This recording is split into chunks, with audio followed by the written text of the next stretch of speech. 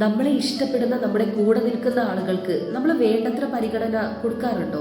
നമ്മൾ ഒരുപാട് ഇഷ്ടപ്പെടുന്ന ഒരു വ്യക്തിക്ക് ജീവിതത്തിൽ എന്തെങ്കിലും ഒരു ബുദ്ധിമുട്ടുണ്ടാവുന്ന സമയത്ത് അതിൽ നിന്ന് മാറി നിൽക്കാതെ അവർക്ക് നിങ്ങൾ കൊടുക്കുന്ന ഒരു ചെറിയ പരിഗണന അതവർ മരിക്കുന്നവരെ മറക്കില്ല. നമുക്ക് ഏറ്റവും പ്രിയപ്പെട്ടവരെ കൂടെ ഉണ്ടാകുമെന്ന് കരുതിയ നേരത്ത് അവരെ കാണാതിരിക്കുന്നത് മനസ്സിൽ ആഴത്തിലുള്ള മുറിവായിരിക്കും ഉണ്ടാക്കുക.